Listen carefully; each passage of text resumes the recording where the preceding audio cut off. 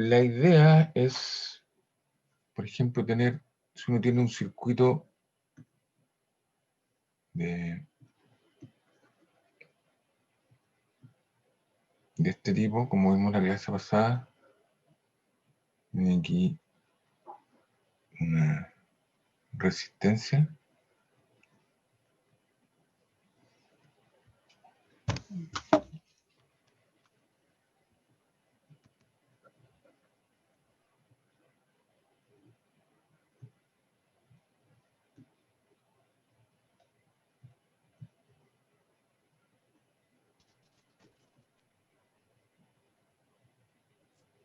Un circuito de este estilo. Y la pregunta es, dada el voltaje de esta batería, esto es corriente continua, ¿no? El voltaje es constante. El voltaje de una pila, cuando uno mira las pilas, es 1,5 volts, y lo que hace la pila, entrega un voltaje constante durante toda la vida, ¿no es cierto?, de la pila. No importa lo que yo le conecte a esto, el voltaje que genera la pila es constante, es 1,5 volts. Aquí tengo una pila, una batería de auto. Corriente continua. Está la corriente alterna, la que uno tiene en la casa, ¿no? No es corriente continua, corriente alterna. Por eso lo vamos a ver en el otro curso.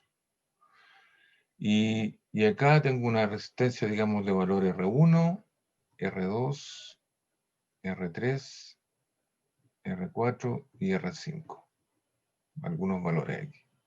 Entonces la pregunta es, ¿cuáles son las corrientes en cada uno de los alambres? Pregunta, determine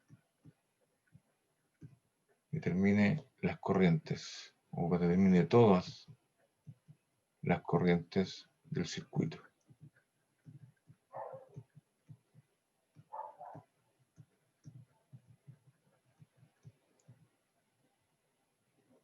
¿Cómo lo hago?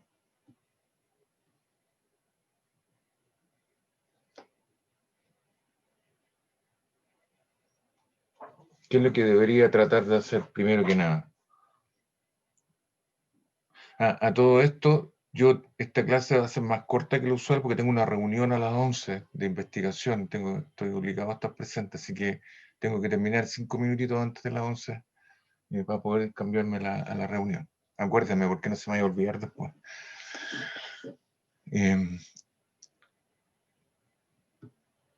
¿Cómo resuelvo esto? ¿Qué es lo primero que harían ustedes en vista de lo que aprendimos en la clase pasada? Tratar de determinar la resistencia equivalente. Ya, entonces lo primero que uno vería es si esta configuración de resistencia se encuentra en serie o en paralelo, ¿no? O es alguna combinación de resistencia en serie en paralelo. Si es así, entonces calculo la resistencia equivalente, simplifico el circuito y después me devuelvo. Voy encontrando las corrientes de a poco, como fue lo que hicimos la clase pasada, ¿no? Eso está claro. Entonces pregunta, estas resistencias que están aquí, ¿se encuentran en alguna configuración en serie en paralelo?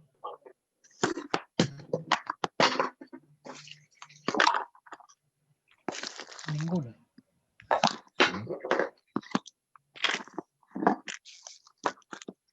Claro. Porque en general, si yo conecto esto, aquí debería haber una corriente I que se bifurca aquí en distintas corrientes, y si las resistencias son todas distintas, entonces las corrientes deberían ser todas distintas. Y si hay corriente en cada una de ellas, por ejemplo, hay una corriente en esta, entonces hay una caída de tensión entre los extremos de esta resistencia dada por la ley de Ohm, que es esta resistencia R3 por la corriente que está circulando aquí. Y si hay una diferencia potencial aquí, entonces este potencial es distinto del potencial acá, y la diferencia de esta con esta entonces también son distintas. Estas de aquí están conectadas al mismo potencial, que es la pila. En cambio, estos puntos van a tener distinto potencial. No sé si esto es 3 volts, esto podría ser 4 y esto podría ser 5. Y por lo tanto, la caída de tensión aquí es distinta a la de acá, y por lo tanto estas no están en paralelo.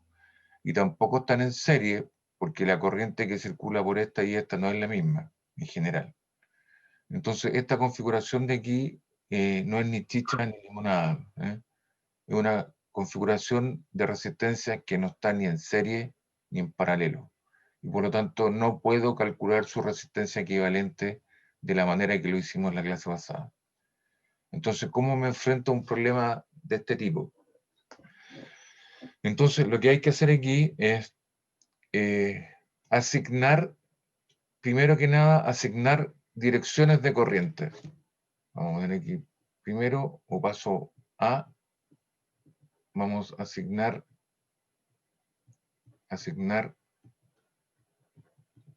corriente al circuito.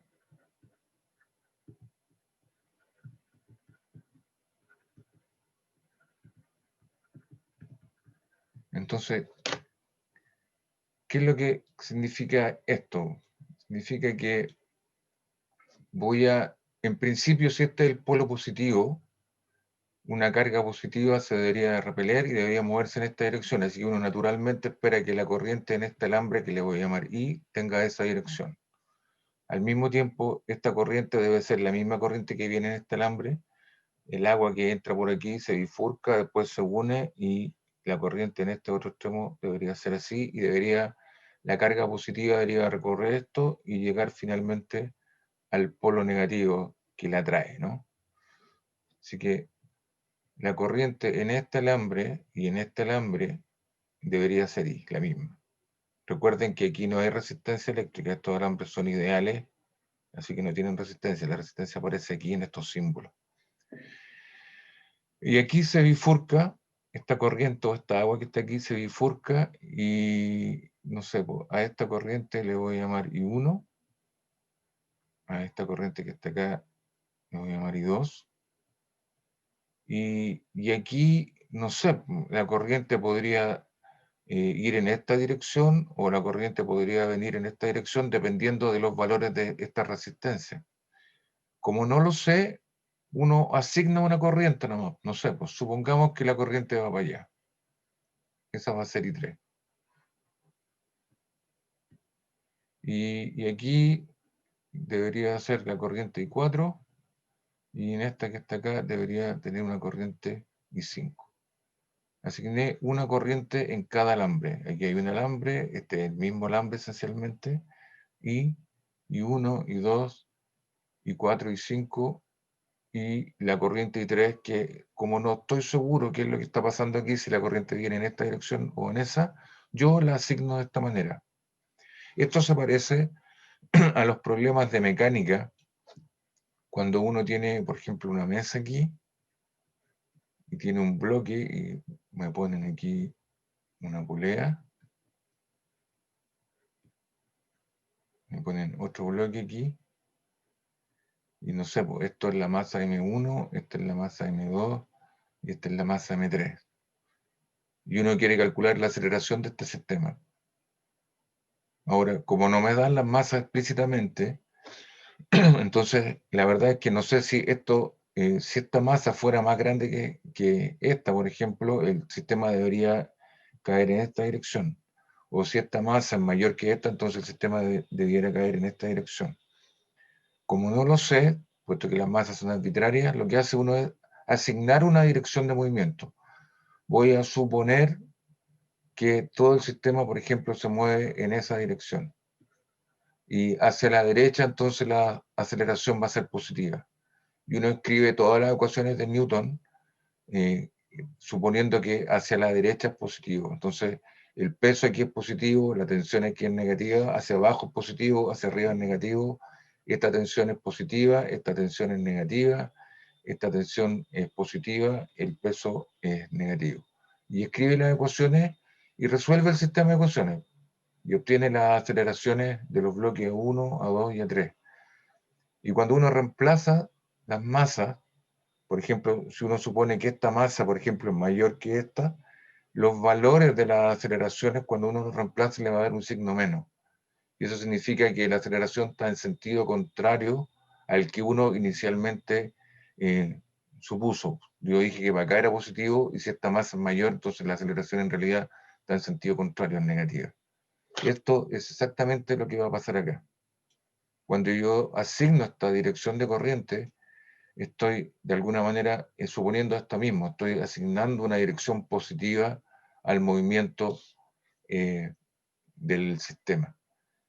Cuando yo resuelva este problema con esta asignación de corriente y reemplazo los valores de la resistencia y la corriente I3, por ejemplo, me da menos 5 amperes, significa que la corriente está en sentido contrario a la que yo supuse acá y por lo tanto el fluido de cargas positivas se está moviendo hacia la derecha.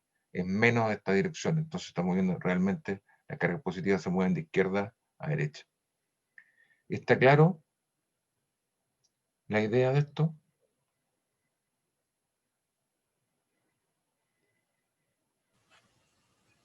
Sí, profe, se está entendiendo.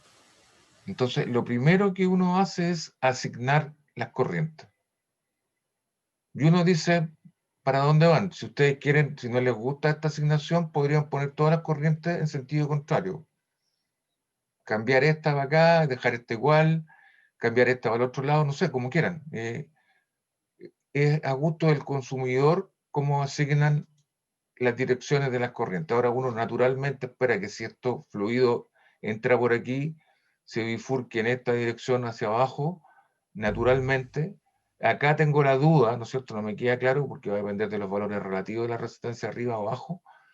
Y uno asigna esta corriente. Ahora bien, estas de aquí debieran juntarse aquí y generar la corriente que vuelve de nuevo a la pila, naturalmente. Eso es lo que estoy haciendo. ¿Ya? Así que primero que nada, asigno las direcciones de las corrientes. Así que elegí de alguna manera lo que define ser positivo de lo que es negativo. Eso es todo lo que estoy haciendo. Una vez que hago eso, entonces ahora yo tengo la libertad de recorrer el circuito para poder escribir las leyes de Kirchhoff. Lo que hago, en este caso, es recorrer el circuito. Y primero que nada me doy cuenta, por ejemplo, que este circuito tiene un loop aquí, aquí hay un loop, hay un circuito cerrado aquí, hay un circuito cerrado aquí y hay un circuito cerrado acá. Este circuito topológicamente tiene 3 loops. Aquí hay 3 ciclos cerrados aquí. S, S, o bien podría tomar, por ejemplo, el que está por fuera, así, S. O bien podría tomar S, y S. Pero claramente uno mira aquí y dice, bueno, esta cuestión tiene 3 hoyos. Aquí hay 1, 2 y 3. Y eso me define naturalmente los loops del circuito. Y además tengo aquí 4 puntos donde se intersectan los alambres. Más de 2 alambres. Aquí se intersectan 3, 3, 3 y 3. Entonces, estos de aquí se llaman nodos. Los nodos del circuito son los puntos donde se intersectan aquí más de 2 alambres, de 3 para arriba. Este circuito tiene 3 loops, ¿no es cierto? Tiene 3 loops, ¿sí? Y tiene 4 nodos. Entonces, la ley o las leyes de Kirchhoff, o Kirchhoff, como quieran llamarle, lo que hacen es que uno parte en algún punto del circuito, el que quieran, y recorre un loop de corriente, un circuito cerrado. Parto por aquí, por ejemplo, y recorro el circuito cerrado ese que está ahí. Y vuelvo al punto de partida. Si aquí, no sé, el voltaje era 5 volts, por poner, y camino y mido las diferencias de potencial, cuando vuelva, el voltaje final va a ser 5 volts también, porque llegué al mismo punto de partida. ¿Cuál es el valor de la diferencia de potencial en el circuito cerrado? Desde que partí hasta que llegué. ¿Cuál es la diferencia de potencial?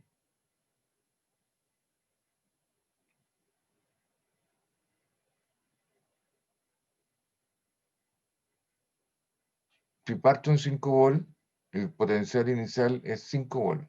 Me doy la vuelta, llego al punto final. ¿Cuál es el voltaje final?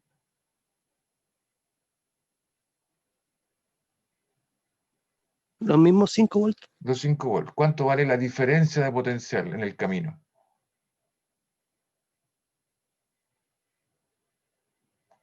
¿Cuál es la diferencia potencial entre el punto final y el punto inicial? 0.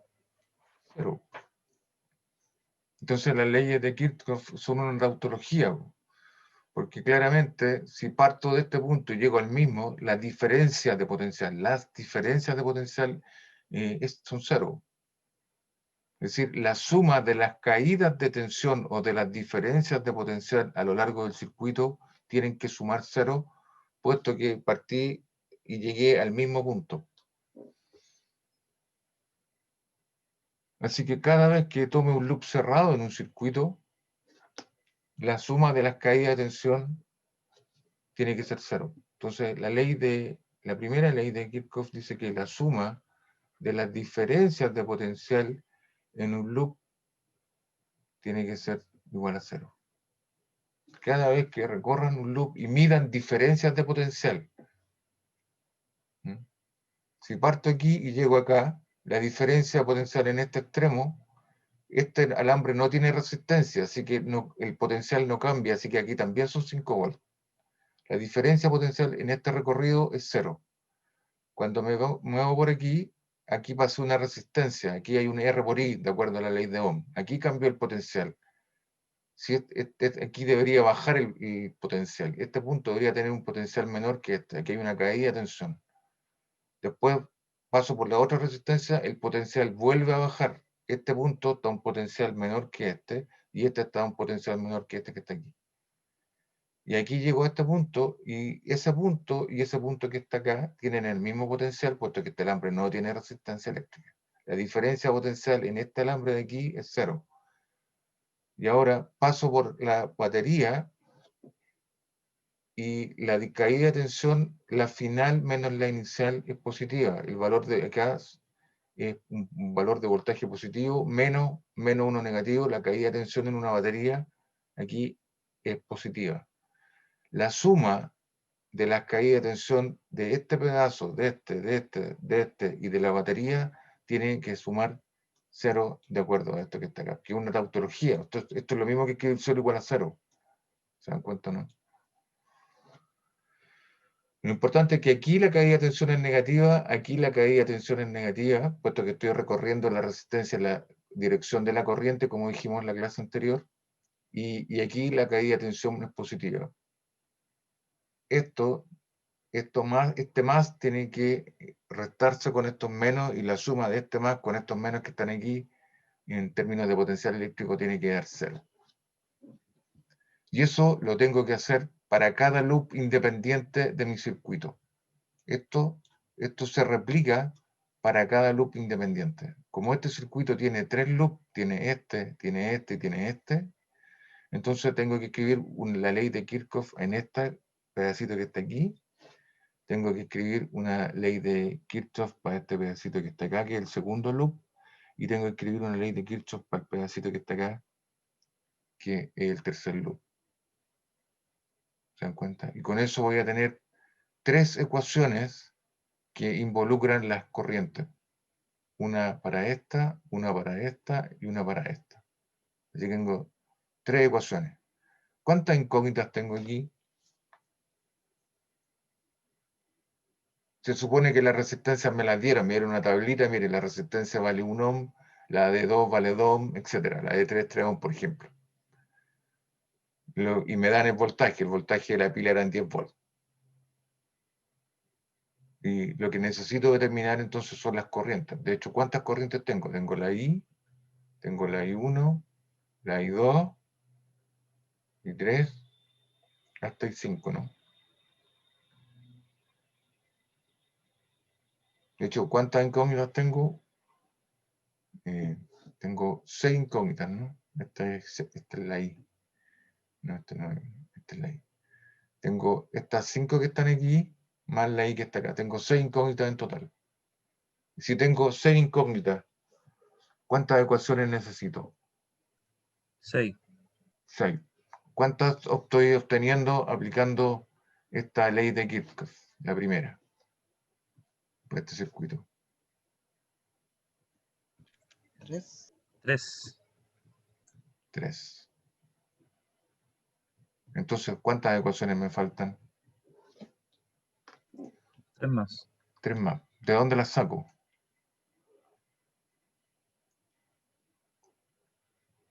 Entonces, lo que miro aquí, mira aquí, este circuito tiene 3 loops que me dan 3 ecuaciones.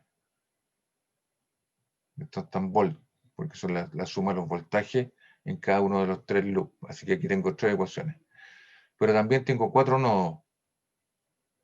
Entonces ahora uno podría decir, mire, la corriente que viene por aquí se bifurca y por lo tanto el I tiene que ser I1 más I2. El agua o la corriente no desaparece, la carga, acuérdense que se conserva. Así que la corriente que entra por aquí tiene que ser la suma de las corrientes que están ahí. Ahí tengo una ecuación más. Después puedo utilizar este nodo que está acá y la suma de esta más esta tiene que ser la I4. I1 más I3 que se vienen así tiene que ser I4. Tengo 2 ecuaciones más. Y ahora tomo este nodo que está acá, y esta es la suma de estas dos que está acá. Esta que viene se bifurca aquí y se reparte. Así que ahí tengo 3 ecuaciones. Entonces, los loops, vía la primera ley de Kirchhoff, me da 3 ecuaciones, y después aquí los nodos, la conservación de la corriente en los nodos, me dan otras 3 ecuaciones. ¿No? Si utilizo la corriente de conservación, aquí, conservación de la corriente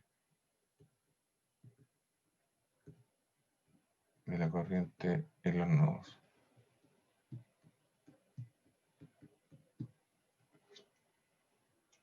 Y eso, esto, junto con esto, me van a dar otras 3 ecuaciones. De hecho, tengo una ecuación ahí, una ecuación aquí y una ecuación acá. Tengo 3 ecuaciones. Pero tengo 4 nodos. Yo también podría decir, bueno, puedo utilizar este cuarto nodo, decir que I4 más I5 tiene que ser I.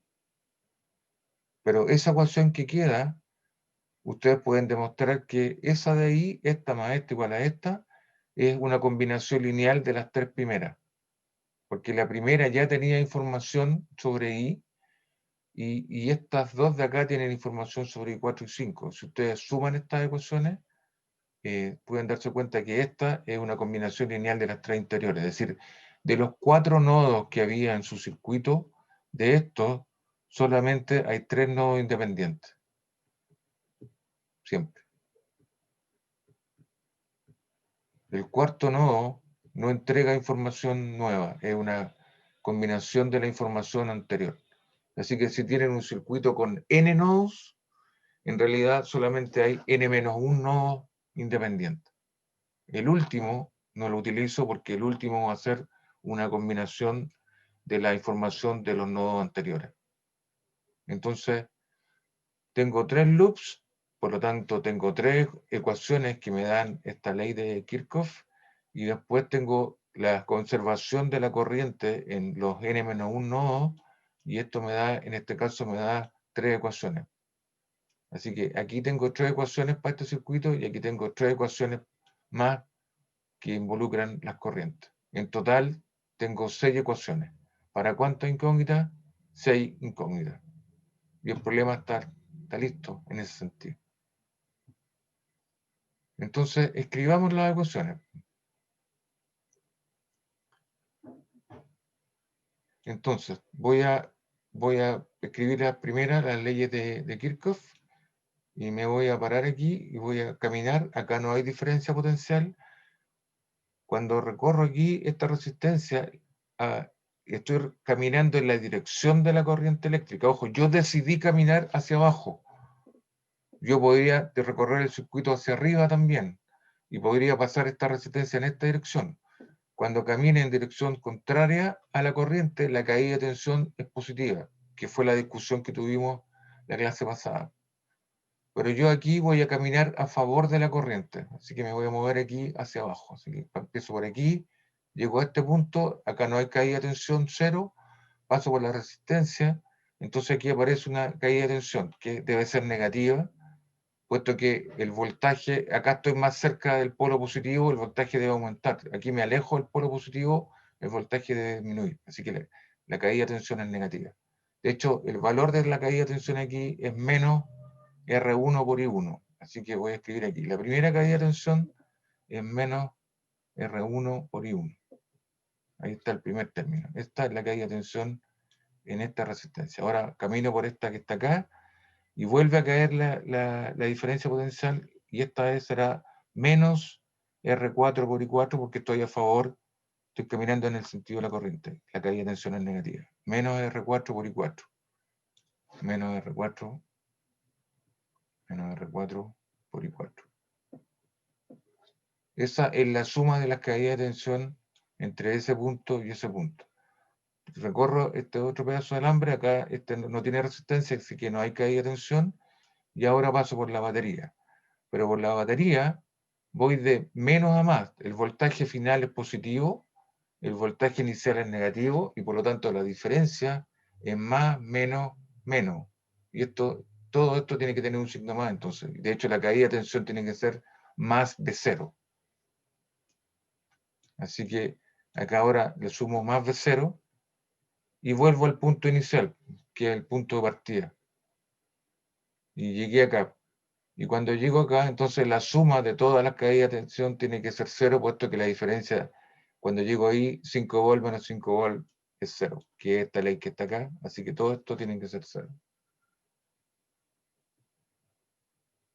La primera ecuación para el primer loop.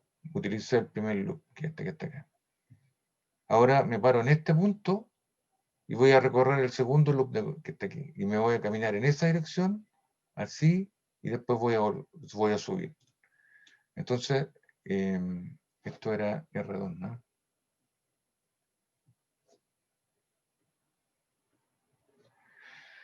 Parto aquí, atravieso la resistencia en la dirección de la corriente en el segundo loop, y la caída de tensión entonces es menos R2 por I2. Así que es menos R2 por I2. Después paso esta resistencia en la dirección de la corriente, la caída de tensión es menos R3 por I3. Menos R3 por I3. Y luego subo, ¿no es cierto? Y estoy atravesando la resistencia, estoy caminando a través de la resistencia en la dirección contraria a la corriente, por lo tanto estoy pasando de un potencial menor a uno mayor, la diferencia es positiva, es más R1 por I1. Es más R1 por I1. Y llego al punto de partida, así que la diferencia de potencial, entonces, como llegué al mismo punto inicial, la diferencia potencial es 0. Y ahí está, entonces, la ecuación para el segundo loop.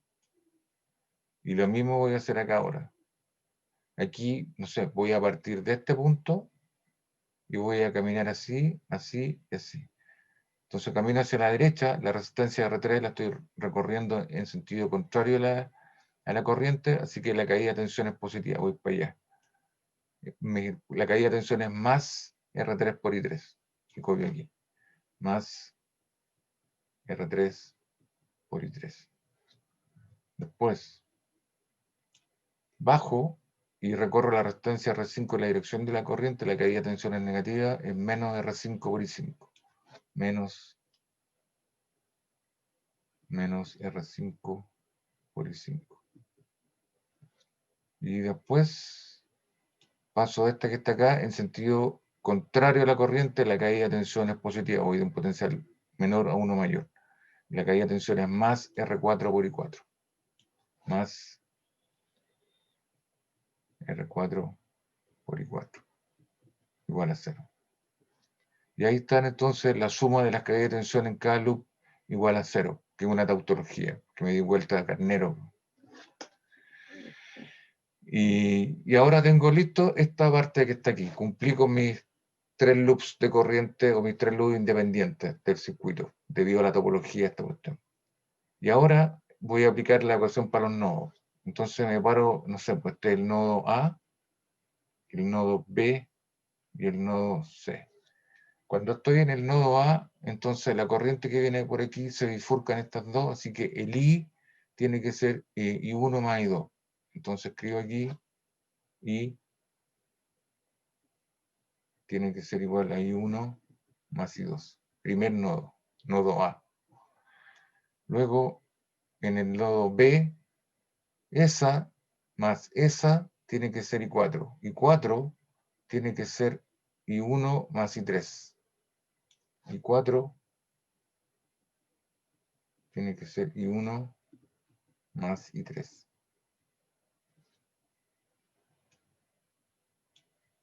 Y ahora en el nodo C, el I2 tiene que ser I3 más I5, porque estas dos están saliendo y estas están entrando. I2 tiene que ser I3 más I5. I2 tiene que ser I3 más I5. Y ahí utilicé mis 3 nodos. El último nodo tiene la misma información anterior. Ustedes pueden sumar estas ecuaciones y pueden deducir de las 3 anteriores que, por ejemplo, el I tiene que ser igual a I4 más I5.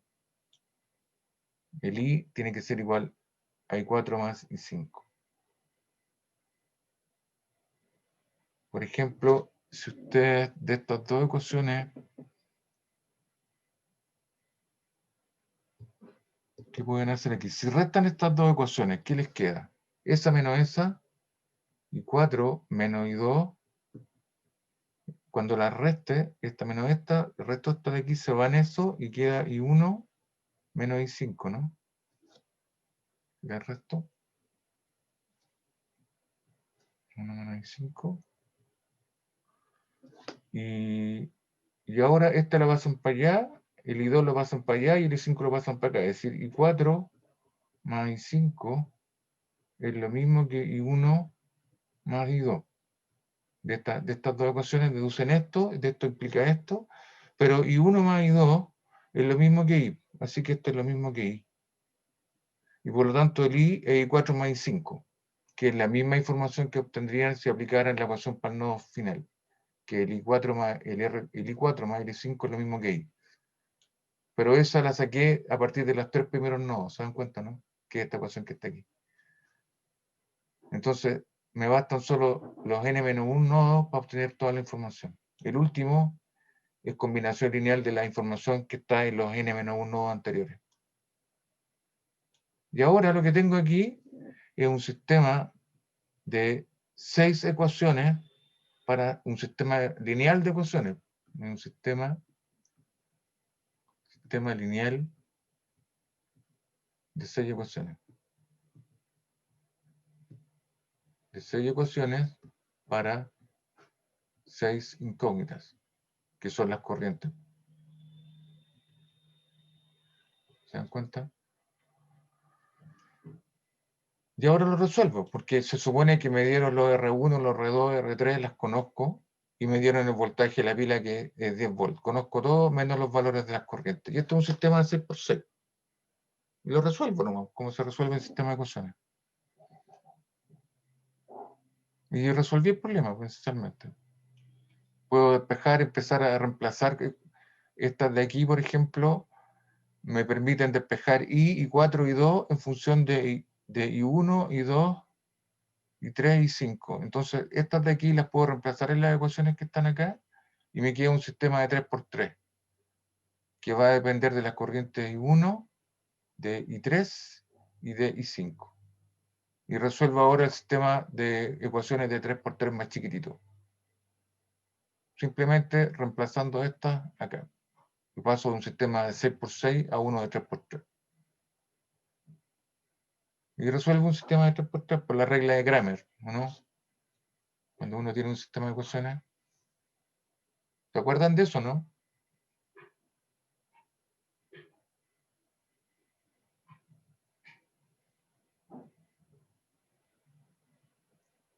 ¿Están ahí?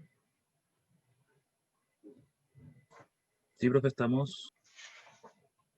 Entonces, cuando llego al sistema de ecuaciones, esencialmente ya resolví el problema, porque lo que queda aquí en adelante es álgebra nomás. O me voy a Wolfram y escribo el sistema de ecuaciones y le pido que me lo resuelva.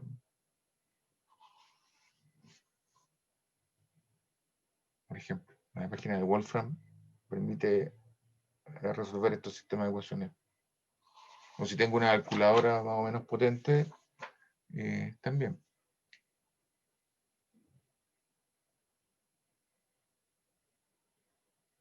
Así que la física, el problema se acaba una vez que uno escribe correctamente las ecuaciones. Lo que viene aquí es resolver el sistema de ecuaciones y se acaba.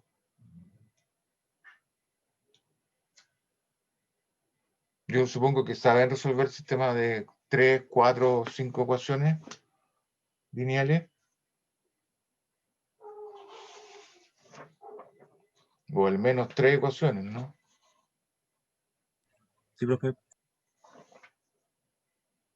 Y eso, o sea, aquí se acabó el problema. Acá se acaba la física. El resto es resuelva el sistema de ecuaciones. Y esta entonces es una manera de enfrentarse al problema. Es asignar entonces, lo que tienen que tener claro es lo que hice aquí. Primero asigno corrientes en mi circuito.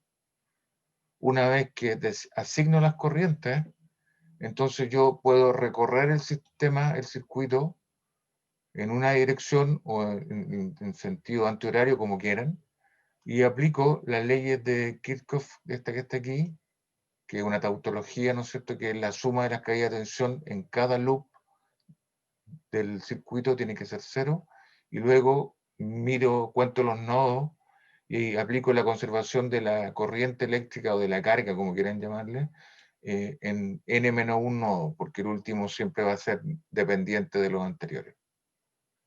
Y eso me debiera dar al final del día un sistema de tantas ecuaciones, o que tiene tantas ecuaciones como incógnitas tiene mi problema. Estoy listo, se acabó. Es como una maquinita nomás.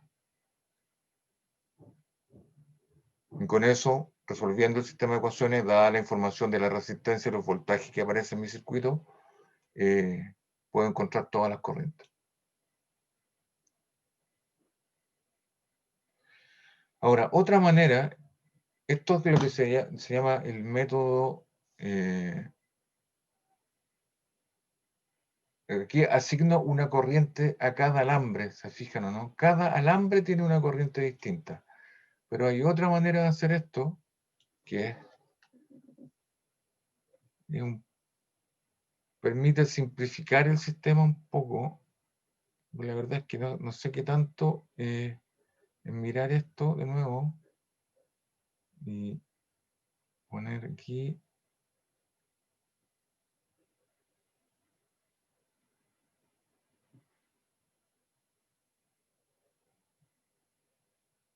Esto es V0, esto es R1, R2, R3, R4 y R5.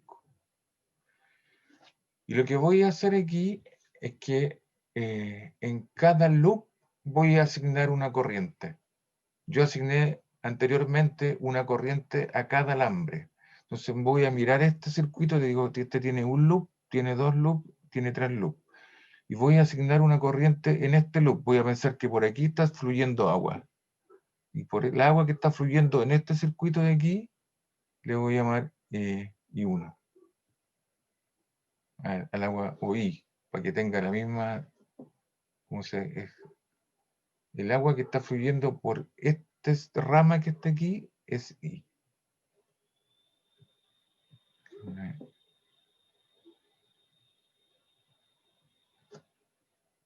Entonces aquí está, toda esta agua que está aquí, que está fluyendo por ahí, es I.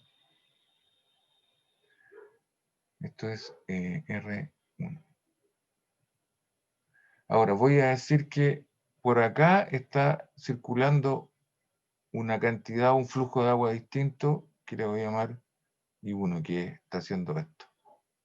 Esta de aquí va a ser I1. Ahí tengo agua que pasa por aquí. Por lo tanto, por esta resistencia viene agua hacia abajo de I, pero está circulando hacia arriba, en este caso, un agua también que es I1. El I1 va arriba, el I va hacia abajo. El agua total que está pasando sobre esta resistencia es I menos I1, si ustedes quieren. Y lo mismo puedo hacer acá. En este voy a asignar una corriente en esa dirección que le voy a llamar I2, en el segundo loop. Y ahora, una vez que asigno una corriente en cada loop, I, I1 y 2, aplico de nuevo las mismas leyes de Kirchhoff. Es decir, escribo estas mismas ecuaciones para cada loop y escribo de hecho, lo único que necesito, porque ahora, ¿cuántas incógnitas tengo? Tengo la corriente I, tengo la corriente I1 y tengo la corriente I2. Ahora tengo menos incógnitas. No tengo las 6 que estaban acá, que asigné a cada alambre, sino que ahora tengo menos. Tengo 3 incógnitas. Y por lo tanto me bastan 3 ecuaciones. ¿Cuáles 3 ecuaciones? Las leyes de Kirchhoff nomás. No necesito nada más. Entonces me paro aquí y recorro el circuito, por ejemplo, en la misma dirección de la corriente, acá. La suma de las caídas de tensión aquí tiene que ser 0. Entonces, parto aquí, hasta acá no hay caída de tensión, paso por la resistencia R1, y la resistencia R1, cuando la recorro en dirección de la corriente I, ¿no es cierto?, tiene que tener una caída de potencial negativa. Así que esto es menos R1 por la corriente que está pasando aquí. Ahora, la corriente neta que está pasando aquí, cuando voy hacia abajo, la corriente I es positiva. Cuando recorro esto hacia abajo, la corriente I es positiva, pero la corriente I1 que está subiendo aquí es negativa. Así que la corriente neta que yo veo cuando bajo es I1 menos, perdón, es I menos I1. Paso acá, la caída de tensión, voy bajando en la dirección de la corriente I, vuelve a ser negativa. Esto será R4. Y aquí bajo, y cuando bajo, la corriente I sigue siendo positiva, pero la corriente I2 está en sentido contrario a la dirección en la cual yo estoy recorriendo esto para abajo. Así que la corriente para mí, esta I2, es negativa. Y esa es la caída de tensión total aquí. Y ahora llego acá, no hay caída de tensión, llego aquí, este es el polo positivo, este es el polo negativo, la caída de tensión aquí es más V0. Y vuelvo al punto de partida, así que la suma de las caídas de tensión entonces tiene que ser igual a 0. Y obtengo la primera ecuación para asociar al primer loop. Lo mismo hago ahora acá. No sé, parto aquí, o parto acá, por ejemplo, y me doy la vuelta así. Yo recorro el loop así. Voy hacia arriba. Hacia arriba, la corriente esta que está aquí es negativa. Entonces esta cuestión debiera escribirla como la corriente. Cuando voy hacia arriba, esto debería ser más R1. Voy hacia arriba, la I1 es positiva. Voy hacia arriba, la I1 es positiva, pero la I está bajando, está en sentido contrario a lo que yo estoy haciendo, así que la I es negativa. Acá, paso por acá, este es un R. Aquí, ¿quién es positivo?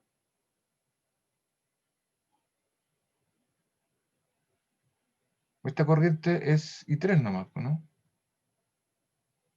En este pedazo de esta resistencia, la única corriente que está circulando es la I3. Y yo estoy recorriendo la resistencia así. Esta es la dirección del camino, hacia abajo. Y 3 la estoy recorriendo en la dirección de la corriente 1, así que la caída de tensión ahí es R2 por esta corriente que está aquí, 1, en negativa. Paso por acá, voy hacia la izquierda, estoy a favor de I3, así que en I3 la caída tiene que ser negativa, pero el I2 está hacia acá, ¿no? En este pedazo, I2 está hacia acá. Entonces, esto que está aquí es menos R3, tiene que ser negativa, pero negativa para I1, ¿cierto? Es negativa para I1, pero estoy caminando en la corriente I2 tiene sentido contrario, así que esto es menos I2. Y ahí están los tres términos, ¿no?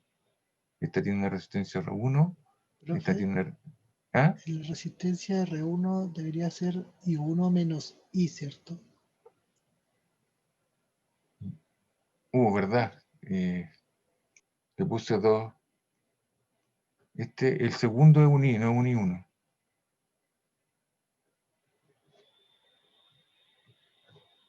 Se me fue un bit ahí.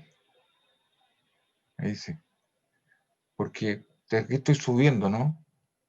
Y cuando subo, la corriente I3 está a favor, así que perdón, la corriente I1, esta es la corriente, la I1 tiene que generar una caída de tensión negativa. Está mal el signo entonces, ¿no?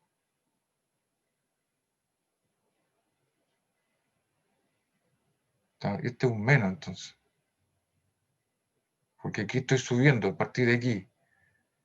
Cuando recorro esto en la dirección de la corriente, yo estoy subiendo la corriente I1 que está aquí, está en la misma dirección que yo estoy recorriendo esto, ¿no?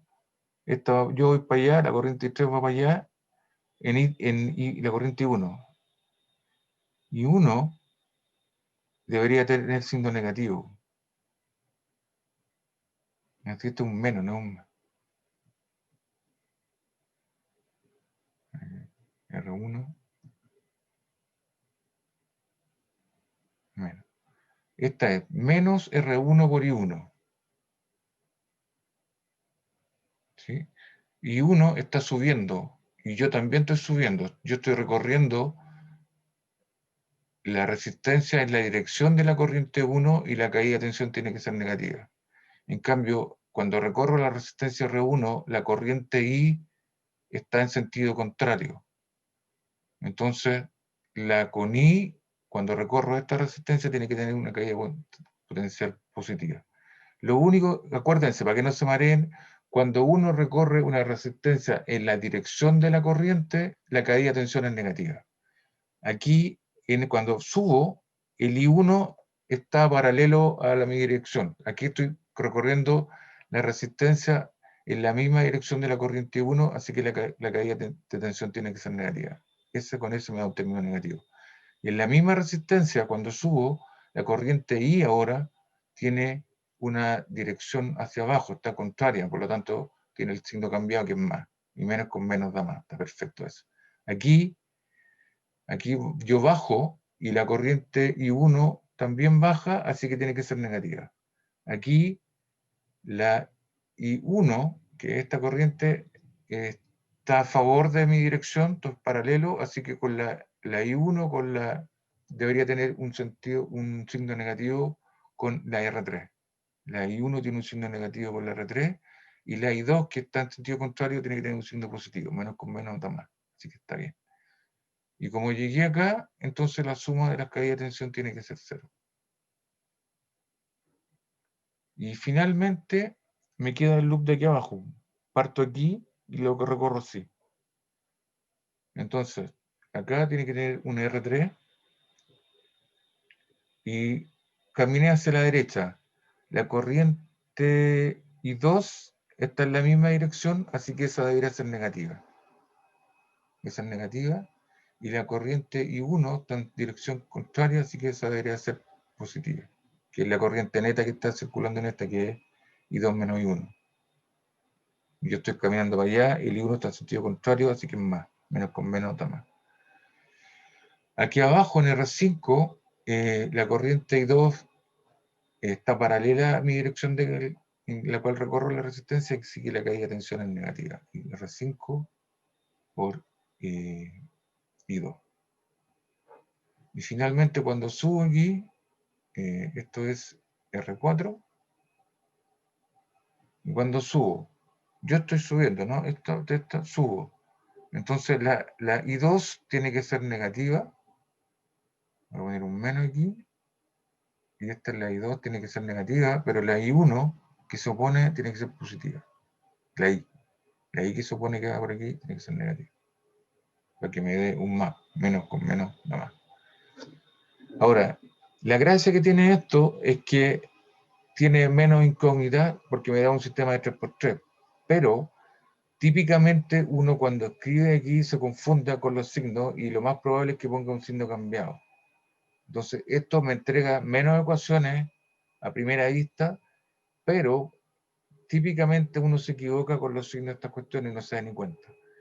En cambio, este otro método me entrega más ecuaciones, pero no tengo cómo equivocarme cuando camino sobre los loops. Porque acá no tengo dos corrientes, entonces no me mareo nunca. Si voy a favor de la corriente, la caída de tensión es negativa. Si voy en contra de la corriente, la caída de tensión es positiva y no tengo dos corrientes en esta resistencia, entonces no me voy a equivocar. Es más seguro desde ese punto de vista esta manera de hacer las cosas. Voy a tener un sistema de ecuaciones más grande, sí, es cierto, pero estas corrientes que están aquí, cuando escriba esto, yo las reemplazo en un 2×3 en las tres ecuaciones de arriba y el sistema de ecuaciones que me quede va a ser de 3×3, que va a ser equivalente esencialmente a este sistema de ecuaciones que están acá. ¿Cuál método utilizan para resolver el problema? Eso es a gusto del consumidor. Este de aquí se llama el método de las mallas, porque a cada malla o a cada loop de corriente del circuito le asigné una corriente, no a cada alambre. Método de las mallas.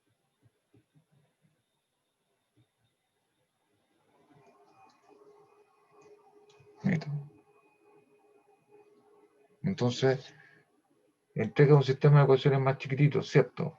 Pero de repente me puedo equivocar aquí con los signos.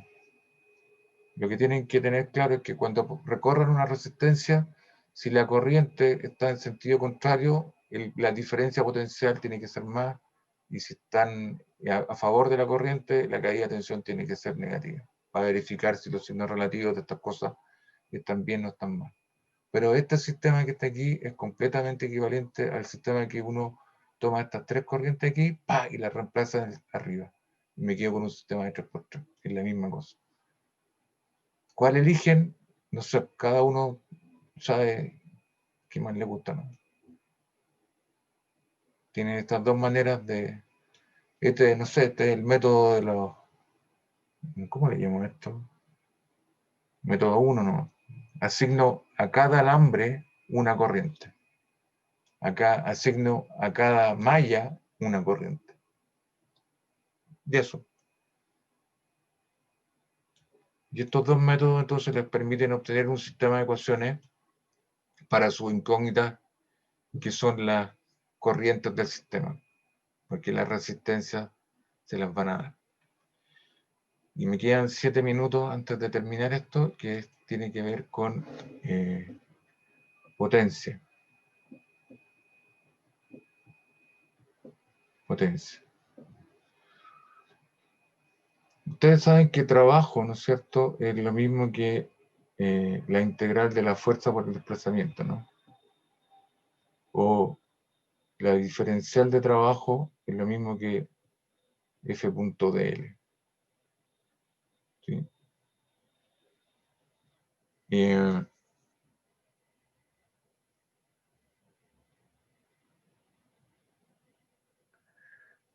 Ahora, ¿qué pasa para el caso eléctrico? Yo tengo, por ejemplo, una partícula cargada aquí, que está puesta en un campo eléctrico externo, por ejemplo, que está apuntando, no sé, así, una región del espacio que tiene campo eléctrico, ahí está. Y esta es una carga Q. Entonces, cuando esa carga la sitúo aquí en el campo eléctrico, aparece una fuerza eléctrica, ¿no? Que es el producto de la carga Q por el campo eléctrico. Esta cuestión hace una carga positiva, acelera en la dirección del campo eléctrico.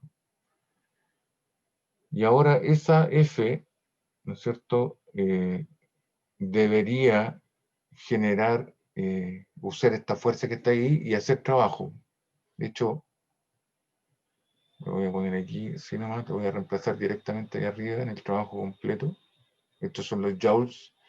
Y cuando reemplazo eso, me dice que el trabajo realizado, por ejemplo, en ir de un punto A a un punto B aquí, cuando la partícula se mueve en este sistema aquí, el trabajo tiene que ser la integral de la fuerza, que es Q, por E punto dl. Ahora la carga Q es una constante, así que la puedo sacar fuera esto, y esto que está aquí es Q por la integral de E punto dl. Ahora, la integral de E punto dl, cuando voy a lo largo de esta curva C que está aquí, porque esto es a lo largo de una curva, voy de A a B, entonces esto que está aquí, esto es la diferencia potencial entre los dos puntos, ¿no?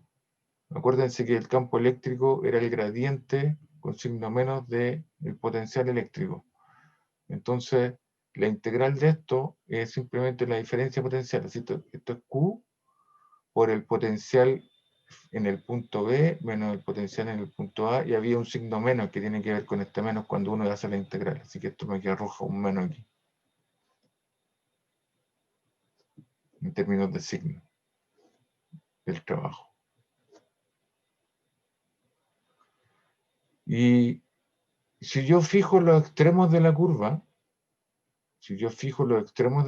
es decir, parto de aquí y siempre llego acá, esta diferencia potencial no va a cambiar, y esto va a ser menos Q por la diferencia potencial entre los extremos de la curva, que los voy a dejar fijo, por ejemplo.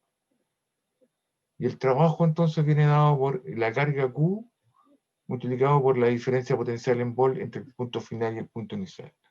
Y ahora me pregunto, ¿qué pasa si, por ejemplo, la carga cambia cuando se mueve? O cuando tengo por ejemplo, podría tener una distribución de más carga aquí, tener una densidad de carga, y podría estar variando, podría estar separándose, por ejemplo.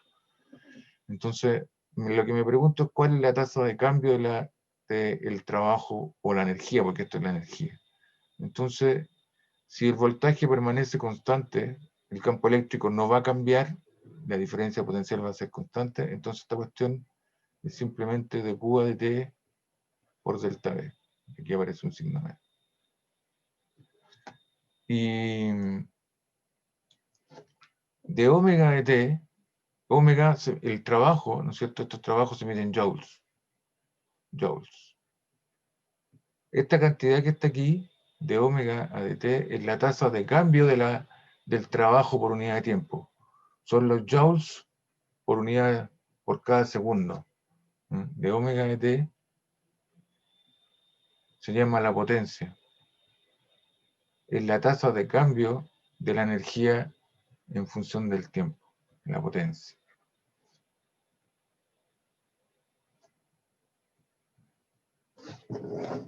Potencia. Y se mide las unidades de esto está en joules, y esto está en segundos. Las unidades de la potencia P, la vamos a llamar P, es joule partido por segundo. Y en el sistema internacional, un joule partido por segundo se llama un watt. El kilowatt hora, ¿no? Que le cobran a ustedes, a cada uno de nosotros, la compañía de electricidad. El kilowatt hora son joules. Esto es un watt. Porque watt está en joule partido por segundo. El kilowatt hora lo estamos multiplicando por hora, que son, tienen que transformar una hora a segundo. Por lo tanto, el kilowatt hora son los joules que ustedes gastan en una hora. Y son joules. Profe, disculpe, lo interrumpe, pero van a ser las 11 por si acaso. Ya, me queda un minuto. Gracias. Y por lo tanto, la potencia que está aquí, la potencia, que es de omega de T, es lo mismo que de Q de T con signo menos, ¿no es cierto? ¿Y qué es de Q de T? ¿Qué es la tasa de cambio de la corriente? O sea, ¿qué es la tasa de cambio de la carga? Perdón. ¿En qué se mide esto? Es la corriente en amperes. En amperes. Esto es la corriente eléctrica. De Q a T e I es la corriente eléctrica. Y este es voltaje, el delta V. Entonces, si ahora le tomo el valor absoluto, porque no me interesa si la corriente va para un lado o para el otro, ¿me das cuenta? El valor absoluto, la potencia en valor absoluto, porque lo que quiero saber es cuánta energía está gastando el sistema, es I por la diferencia potencial. Y cuando tienen una resistencia, entonces este es el punto inicial, este es el punto final, y la diferencia potencial ahí, por la ley de Ohm, es R por I. ¿Sí o no? Entonces la potencia en una resistencia es I por R por I. O sea, R por I cuadrado. R por I cuadrado. V es R por I. O si despejan esto como I, como delta V partido por R, esto es lo mismo también que R por, esto me queda delta V al cuadrado partido por R al cuadrado, ¿no? Porque despejé el I, que un R lo eleva al cuadrado. Y eso se va con S, y eso es lo mismo que delta V partido por R. Así que una resistencia, cuando usted circula corriente por aquí, por ejemplo, estas estufas eléctricas, ¿no? Que tienen el chorizo ese que se pone al rojo vivo, ¿no? Cuando prende la estufa eléctrica, está generando energía, porque está emitiendo fotones en el infrarrojo. La mayoría de los fotones están en infrarrojo, que es lo que le sienten ustedes cuando ponen a 1 metro de distancia, 2 metros de distancia las manitos y se calientan en el invierno. Esa resistencia está perdiendo energía. ¿Y cuánta energía pierde por unidad de tiempo? El valor de la resistencia partido por la corriente que está pasando por ahí, o bien la diferencia potencial entre los extremos del chorizo ese partido por la resistencia. Y esto está en watts, en joule partido por segundo. Les cuenta cuántos joules está perdiendo este sistema o está disipando esta resistencia al rojo vivo, ¿no es cierto?, en cada segundo. Así que eso, o sea, ya saben cómo calcular la potencia que disipa una resistencia. Es R por I cuadrado o delta V al cuadrado partido por R. Y con esto termino la clase hoy día, justo